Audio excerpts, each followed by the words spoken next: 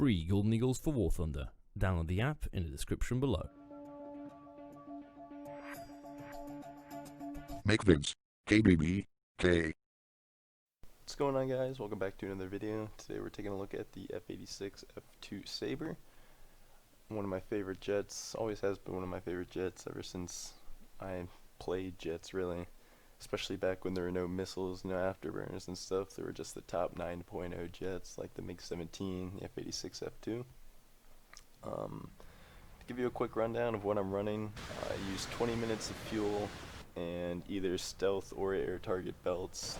It's what I use. I know some people like ground targets and stuff like that. I have the most luck with stealth.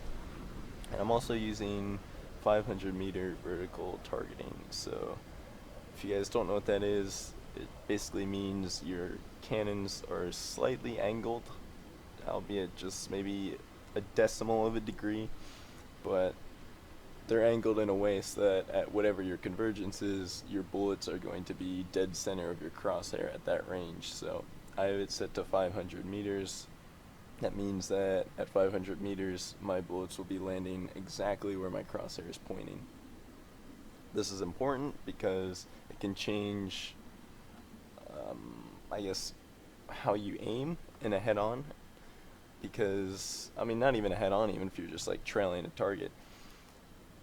The reason being is your bullets are going to be hitting exactly where that crosshair is at 500 meters. So if you're not at 500 meters, you might have to aim that crosshair a little bit above or below your target so that you can get those hits in.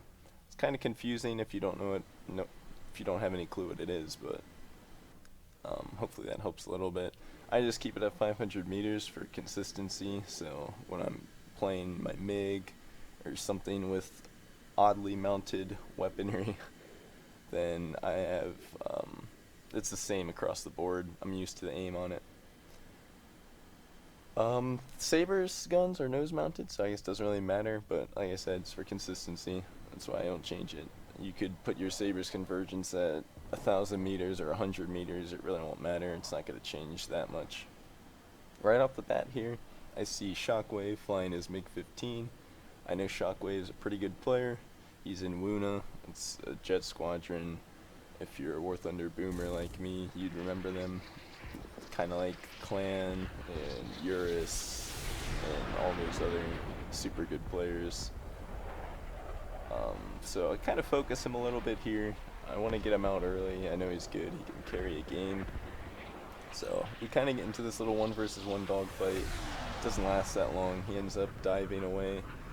And I really shouldn't be turning with him, but given our energy states right now, I know that the Sabre can at least pull a few turns with the MiG-15, and I missed my shots right there, so I mean I at least had guns on him. He hasn't had guns on me yet. And right here I think is when he dives away. And the only reason I was turning with that MiG is because I know I had about 4,000 meters of altitude that I could use to dive away and build up my speed. I definitely do not recommend turning with any MiG, MiG-15, MiG-17, any of them at the deck, because they're going to end up getting you on low speed, and then you have no turning ability anymore, and he's probably going to get you. So, as we're diving away here, I spot this F100 shooting at AI or autos. Not sure why, not sure what he's doing, but I don't know, maybe it's his way of grinding. Since I'm running stealth belts, my aim isn't exactly the best. I still get some good hits in there, but I think if I wasn't running stealth, I probably would have killed him. I do think stealth is good for training your aim, because you can see kind of where you're hitting without a bunch of tracers going everywhere. You know where your crosshair is when you do hit, so that's what I'm doing here. Put a few shots into this MiG-17, get him critical, and then I was kind of mad I didn't kill him, so I go for the re-engage and end up ramming right into him without taking any damage. So yeah, really lucky there. Got to thank the snail on that one. Let me pull a head-on, I think it was. I don't know. I may have missed it, but put a few shots into Shockwave, get him critical. He still flies for a really long time, so it couldn't have been that important. Right here, CL-13. Gunning down this Venom. I don't think he sees me. He was probably a little tunnel visioned, and all those shots of 20mm go right into his wing, tears it off. It's really nice when you don't get hits or some critical hit that doesn't affect their plane. Gotta love when you actually shoot and it kills the plane. right here, I turn my smoke on and I try to fly away, trying to get Shockwave to re-engage into a 1v1 because I wanna get rid of him. But it turns out I won't have to anyways, so that's good. He pulls away, never accepts the 1v1, and so I set my sights on this MiG-17, coming after this A4B Skyhawk.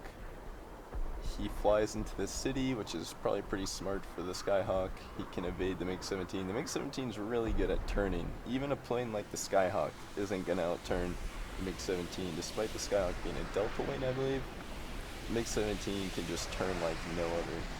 But he doesn't seem to care that I pull up right behind him, get some shots in, blow his wingtip off, and then the final shots there finish him. I think that's 4 kills for me.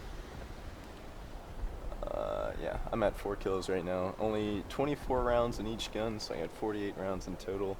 That goes really fast in the F2. The revolvers, the T-160s are revolver cannons, so not like multi-barreled like Vulcan, but they'll shoot really fast. That Shenyang, I don't know if I'm pronouncing that right, the Chinese MiG-17 rips his wings, I believe, or crashes into a building, one of them.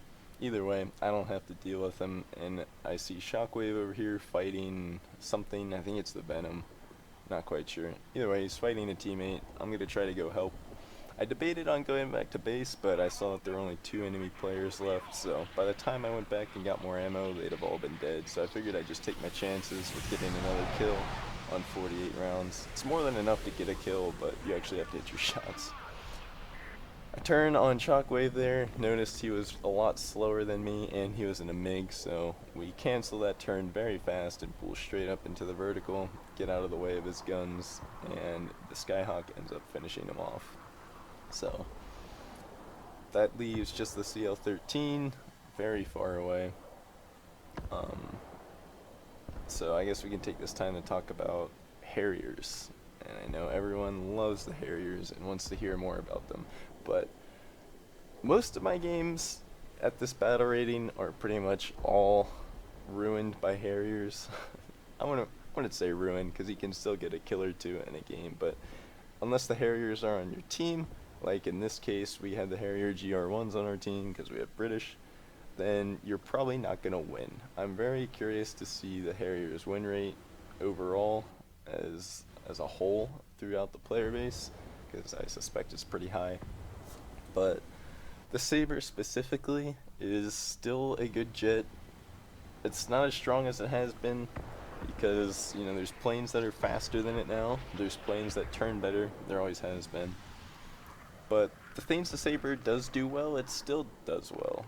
It can still out-defensive fly just about everything because it's great roll rate, and as long as you have these 4 T-160s, you have enough firepower to get quick shots, not a lot of time on target, they do plenty of damage.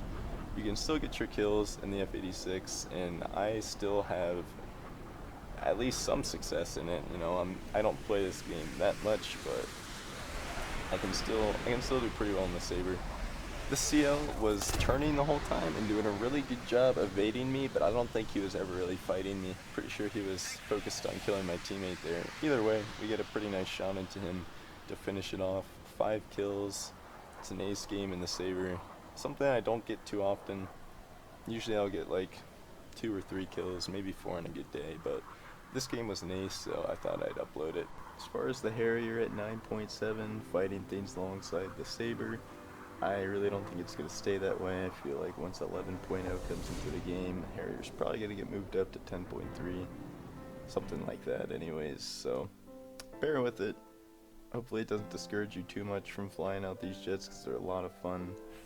It's kind of nice flying without any missiles and stuff like that. So anyways, thank you guys for watching. Hope you enjoyed the video, and hopefully you'll be here for the next one. See ya.